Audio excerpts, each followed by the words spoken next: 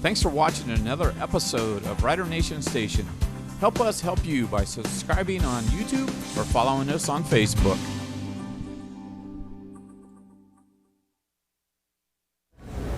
Hello everyone, welcome to Rules of the Game with Bill Krugh. I'm your host Zach Farrell. Each and every week here on Rider Nation Station we try to bring you clips from the previous week's Rough Rider game. Bill, thank you for coming and being here again another year. Thanks, Zach. I'm looking forward to it. Well, as you can see, this year we're doing something special. We're going out to our sponsors. We're excited to be here at JT's Brew and Grill. We got a great crowd in here enjoying their food and drinks. So let's not make them wait too much longer, right, Bill? Okay, let's go.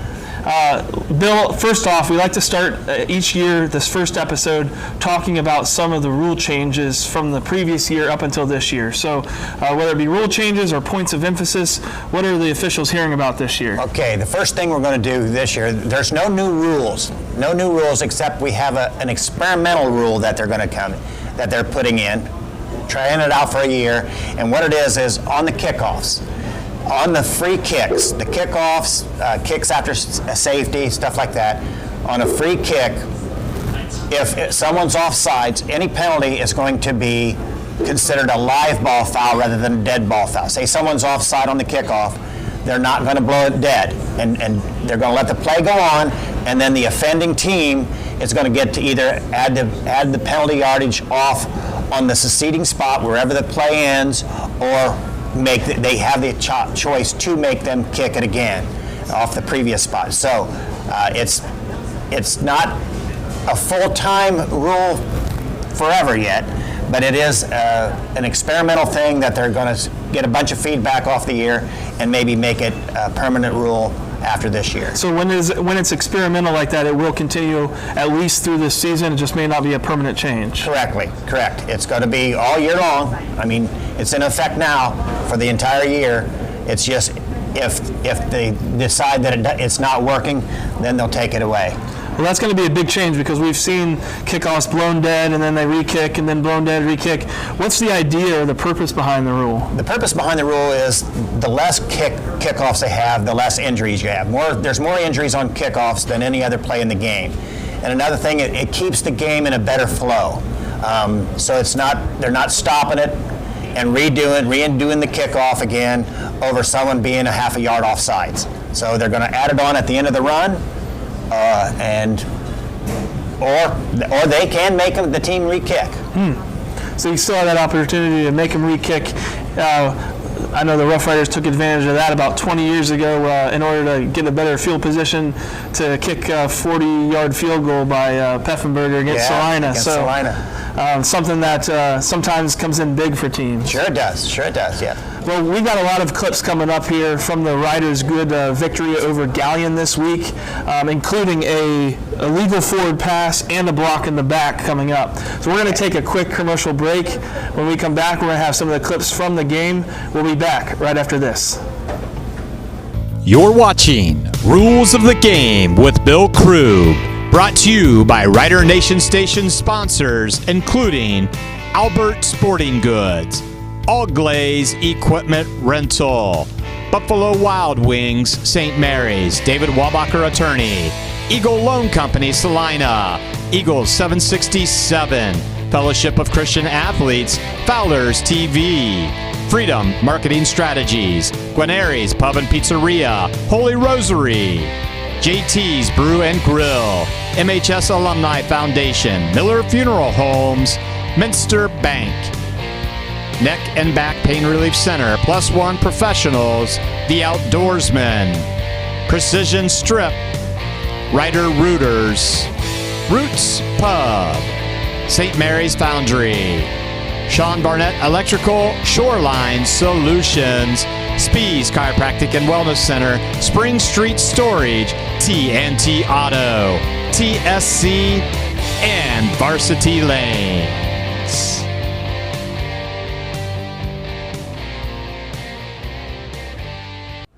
Welcome back to Rules of the Game with Bill Krugh. I'm your host, Zach Farrell. I want to thank again our sponsor, JT's Brew and Grill, for having us out here tonight. It's great to get out here in the community, and it's always great not to be in the smelly locker room.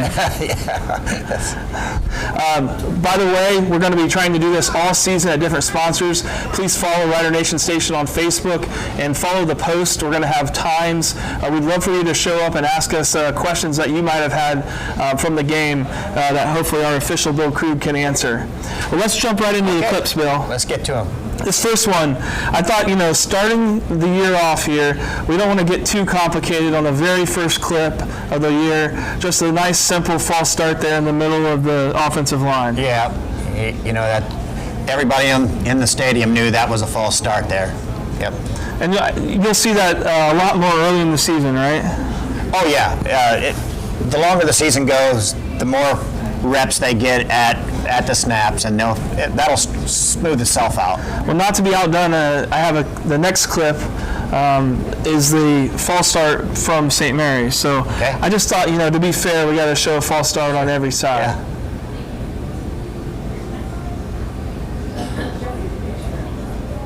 And I think that it took me a while watching it last night, but I think that they're saying that the wingback or the tight end on that on the top side. Yeah, that's who it looked like to me right there. Just left a little bit early.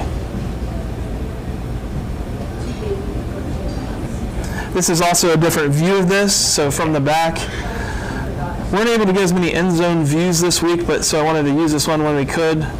But you definitely can see it there a little bit more. Sure. Yep, he dips and he's ready to go. So both teams starting out early in the year, early in the game, prone to some false starts. Well, as a player yourself, as an offensive lineman, the longer the season went, the better everyone got it, holding their time, holding their water, as the coaches used to say. Yeah. You work on that in practice because you usually have to run sprints if you false start or something in practice like that. We'll jump into the third clip here. I thought this was potentially a holding call. Watch the center for Gallion. You can see the running back running right there, and the center for Gallion it looks like to me like he's holding the St. Mary's defender there in the middle. Yeah, the defender is sure making it look that way, isn't he? But did he really have him? I can't tell from there.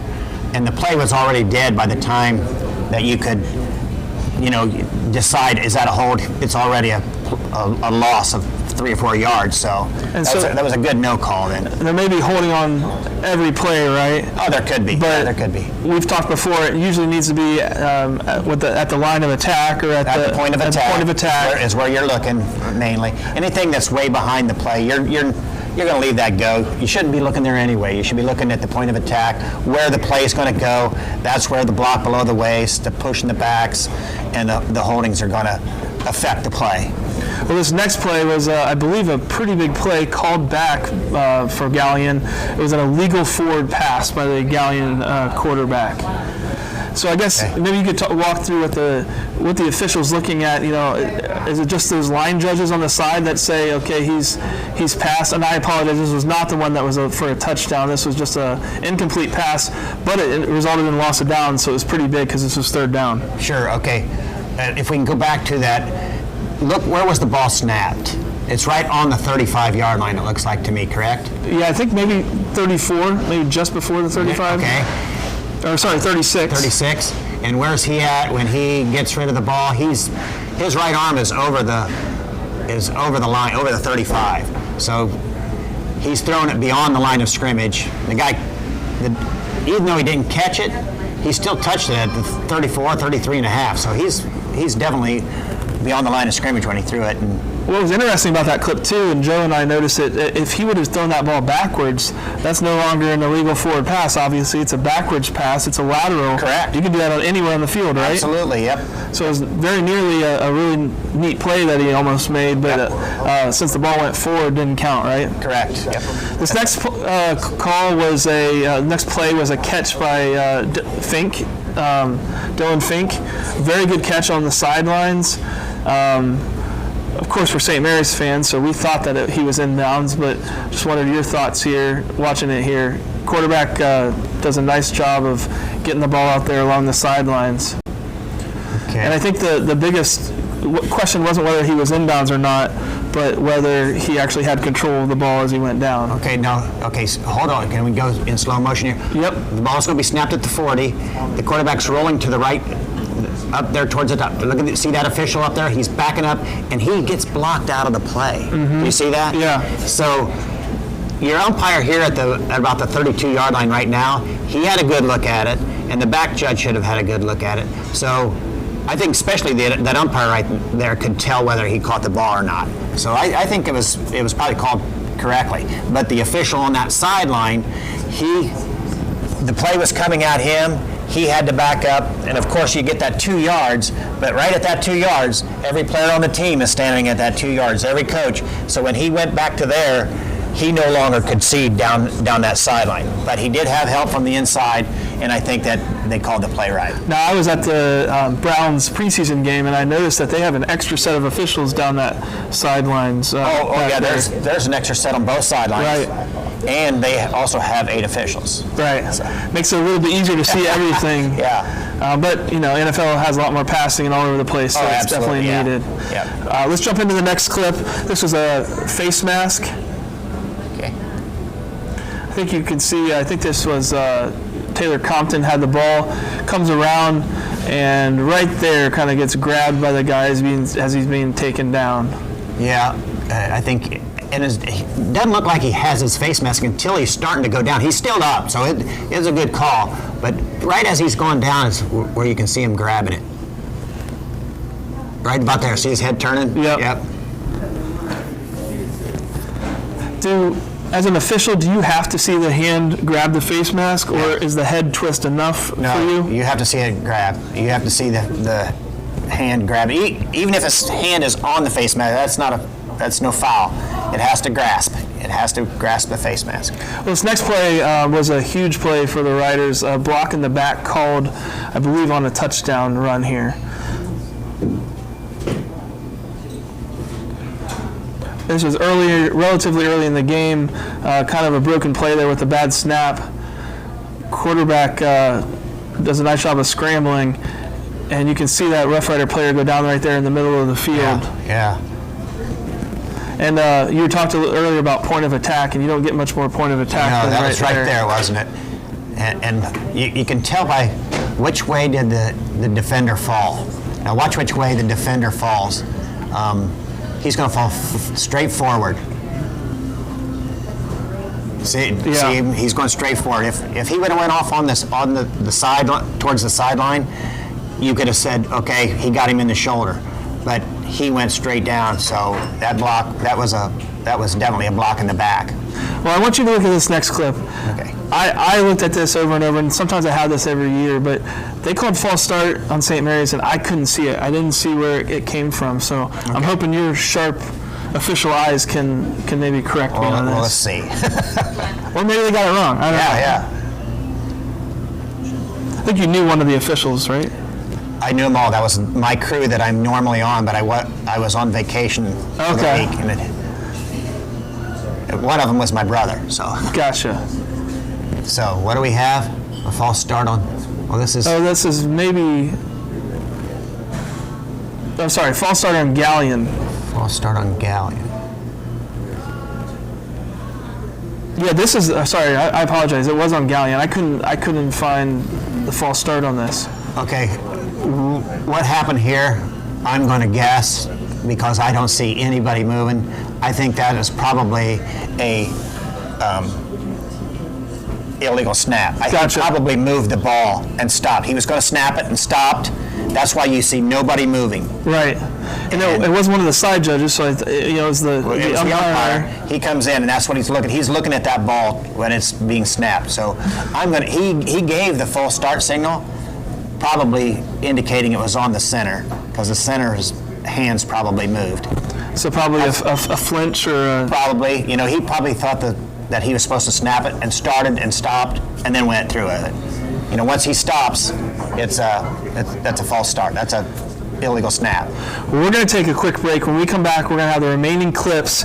These are pretty big clips here. We have a hook and ladder play. We have a field goal block.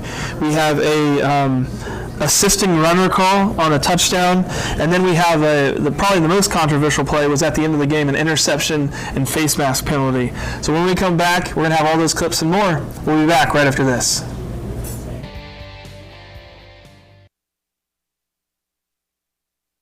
You're watching Rules of the Game with Bill Krugh, brought to you by Rider Nation Station sponsors, including Albert Sporting Goods, All Glaze Equipment Rental, Buffalo Wild Wings, St. Mary's, David Wabacher Attorney, Eagle Loan Company, Salina, Eagles 767, Fellowship of Christian Athletes, Fowler's TV, Freedom Marketing Strategies, Guarneri's Pub and Pizzeria, Holy Rosary, JT's Brew and Grill, MHS Alumni Foundation, Miller Funeral Homes, Minster Bank, Neck and Back Pain Relief Center, Plus One Professionals, The Outdoorsman, Precision Strip, Rider Rooters, Roots Pub, St. Mary's Foundry, Sean Barnett Electrical, Shoreline Solutions, Spees Chiropractic and Wellness Center, Spring Street Storage, TNT Auto, TSC, and Varsity Lanes.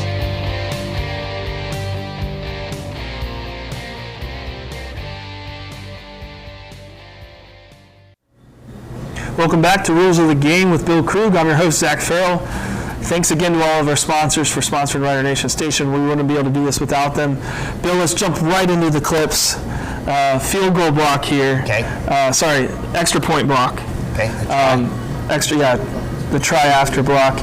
Just wanted to make sure that no penalties were called, but there was a lot of pushing from the center there, and sometimes, fans like to think that you can't touch any of the snapper, and that there's.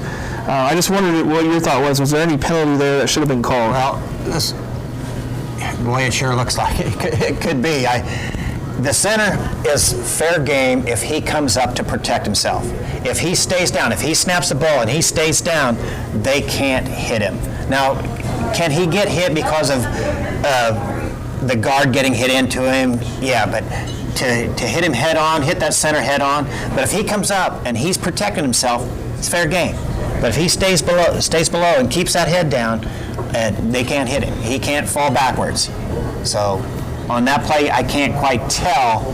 I think if we watch it one more time, I think the center may have been. He comes up afterwards. You can kind of see the long snapper.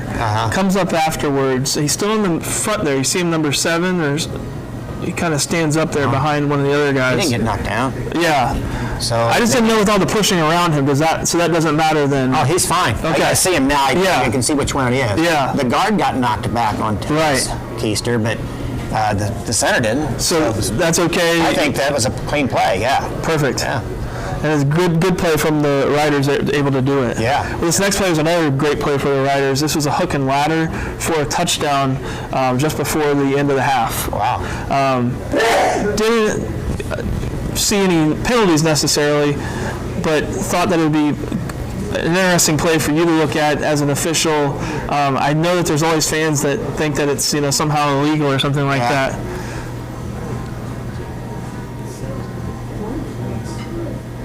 We've, of course, seen this from the Riders classically here the last few years. If this is the first one that's gone for a touchdown, it feels like in a while. Executed perfectly. Right. I saw nothing. I saw no holdings, no, that was executed just exactly how it was drawn up. And as we talked about earlier with that illegal forward pass, because that was a backwards toss, it's perfectly legal, right? Absolutely, yep. We're going to jump to the next clip then. This one is going to be a personal foul on number 51 for Gallion. Where is he located? I think he's the center. So watch, it's completely after the play.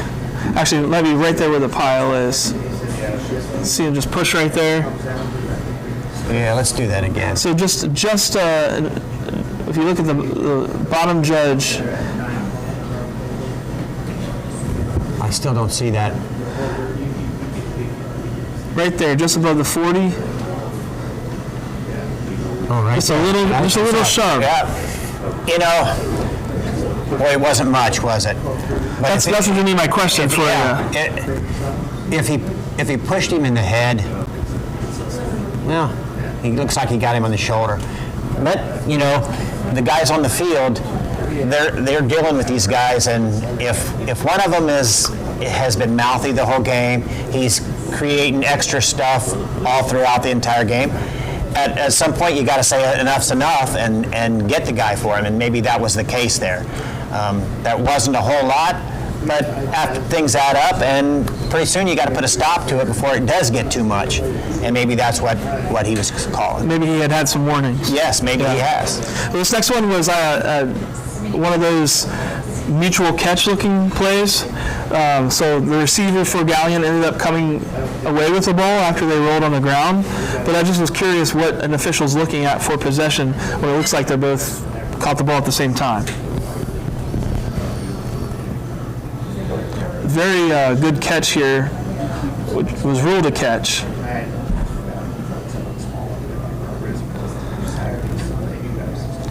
So you can see the St. Mary's defender and him both sort of have hold of the ball, but he comes up with it. Is that all that matters? No, that's not all that matters. But to me, when he's in midair, he's got his hands on it before the defender ever gets there. Okay, that's what it looks like to me. And then the defender latches on, but he never lost control of it. The receiver never lost control of it. I think that's offensive ball. And he put his body between the ball and the defender as well. And anytime there's a dual catch like that, the ball always goes to the receiver. Okay. The ball always goes to the offensive guy. So, and I think when he went up and he high pointed it, and he had his hands on it, and by the time he come down, that's when the defender latched on. I think that was a good call that the offense should have kept the ball there. Well, this next clip was one that a viewer sent in a question about. Okay. So this was one of Galleon's touchdowns. This was an assisted runner situation. And St. Mary's certainly had a lot of QB sneaks over the years where the pile's been pushed, and we've talked about how that is never called. But I just felt like watching this during the game that if there was ever a time that assisting a runner was going to be called, this would be it. Because his guy just kind of picks him up and 3 yards. Carries him in. For 3 yards, he's assisted him, You can't push him from behind. You can't lift him up, and he's done both. It looks like to me. That might have should have been called there. Yeah, that's obvious. Yeah. You think you would have called it? Yeah, I think I would have. Nice. I'd like to see it sometime. It's one of those things, and especially if it's that. To me, if that's that obvious, there's nobody He's got blocking the his arms view around him and everything. Right. He's right directly behind him. Yep. This next clip I thought was a missed block in the back call. On number 1 for St. Mary's. I think that's John Young's. We'll jump right in here. This was on the kick return. I believe John Young's is sort of in the back. Comes up there blocking. And that was it right there. He kind of, you can kind of see the guy fall down backwards. So he comes up at the top of the, right in the middle, right there, right near the 30-yard line. Okay, I have to pick him up. I don't know which one he is. Okay, I see where he's at now. It's going to take me a second to. I don't know. I think the guy was by him. I don't know that. It was more like the contact that Johnny Young's made was what caused them to go that way. I think he was already beat. I think the guy was by him. More of an Olay type of thing? Almost, yeah. Yeah, watching it last night, it jumped out at me, but looking at it now, I'm not sure if I saw that correctly, but I'm glad you were able to take a look at it and set me straight. All right, well, let's jump into the most controversial call, I thought, of the game. Fortunately, it went okay and wasn't a huge momentum swing or anything like that. After we do that, by the way, we do have somebody lined up for a question, so we're going to have at least one question here. Great. This was an interception in the end zone by St. Mary's, and then a face mask against that defender by Galleon. The ball was originally placed at the 35-yard line because the touchback and then the face mask penalty. Then the officials got together, talked about it, and moved the ball to the 20-yard line. What was the right call? Okay. As soon as the interception's made, and since it's in the end zone, and he's down in the end zone, the ball's going to go to the 20-yard line. It's going to be a touchback. Okay. Now the penalty that happened in the end zone after the change of possession should have been added to the end of the run, which was going to be where they put it at the 20. The ball should have been at the 35, first and 10 riders. But I don't know why they talked it over and decided that because the clip where the referee was signaling, he signaled St. Mary's declined the penalty. And so when they talked it over, they must have thought that St. Mary's had to decline the penalty to keep the ball, which was not the case. The case should have been 15 yards added to the succeeding spot, which was going to be at the 20. It should have been first and 10 at the 35. Okay. Yeah. So once that possession changes, the penalties get tacked on after that point. If that face mask would have occurred before the interception, then that would have been a situation that they would have had to decline potentially to keep the interception? No, not necessarily. No. Okay. Nope. Anytime during the play, if the possession changes, then the penalty can get added to the end of that. Okay. Well, thank you so much, Bill, for looking at all the clips. Yeah, great. Especially that last one. That was something that Joe and I were going back and forth with on the broadcast. We're going to welcome, we have somebody with a question here. Can you give your name maybe? And Sean Barnett here. Come on in. Yeah, there you go. The 8th grade football coach here. We had a play here where the guy was split out here. This guy here? Yep, split out here. I thought he moved forward. I was told that it was part of his shift. Oh, no. And that wasn't part of the shift. That was a false start. Okay. I mean, because he even reset himself, which a false start, you can't reset yourself. Right, and I asked the question, and I got told that it was part of his shift. So. No, it wasn't. They let that go for some reason, but no, that was definitely a false start. So this was in the 8th grade game, so maybe we'll try it, maybe get the clip on, but if not, just to describe what happened, this was a receiver that was out in position? Yep, a receiver was spread out. To me, he took a step forward, then he reset, and then he went into motion. He actually you can tell he knew that he messed up. Yeah, you can tell he moved. He knew he messed up, but then he reset himself because nothing happened. He didn't hear a whistle or anything, and then he went in motion, and they let the play go. But he definitely false started. That's definitely a false start. Thank you. Yep. Sounds like they gave him a break, but sounds like Sean was vindicated for his being upset about it. So thank you, Sean, for the question. Just a reminder, we're going to be at different sponsors' locations. Tonight we're at JT's Brew and Grill. Check out our Rider Nation Station Facebook page for the times and locations of the following weeks. After each Rough Rider football game, we're going to be back here with clips from Rules of the Game and Bill Krugh to walk through those clips. So feel free to come out, ask some questions. The more questions you have, the less clips you have to watch us go through. So we appreciate it. Yeah, Bill, thanks for coming again. Glad football season started. Absolutely. Football season has begun. Be sure to check out Rider Nation Station every Friday night for the Rough Riders. We do know we're going to be at all away games and all home games this regular season. So join Joe and I, and we hope everybody has a great year and that the Riders have a great year. So long, everyone. You're watching Rules of the Game with Bill Krugh, brought to you by Rider Nation Station sponsors, including Albert Sporting Goods, All Glaze Equipment Rental, Buffalo Wild Wings, St. Mary's, David Wabacher Attorney, Eagle Loan Company, Salina, Eagles 767, Fellowship of Christian Athletes, Fowler's TV, Freedom Marketing Strategies, Guarneri's Pub and Pizzeria, Holy Rosary, JT's Brew and Grill, MHS Alumni Foundation, Miller Funeral Homes, Minster Bank, Neck and Back Pain Relief Center, Plus One Professionals, The Outdoorsman, Precision Strip, Rider Rooters, Roots Pub, St. Mary's Foundry, Sean Barnett Electrical, Shoreline Solutions, Spees Chiropractic and Wellness Center,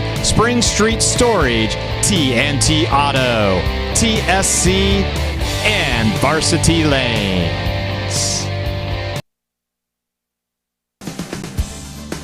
Thanks for watching another episode of Rider Nation Station. Help us help you by subscribing on YouTube or following us on Facebook.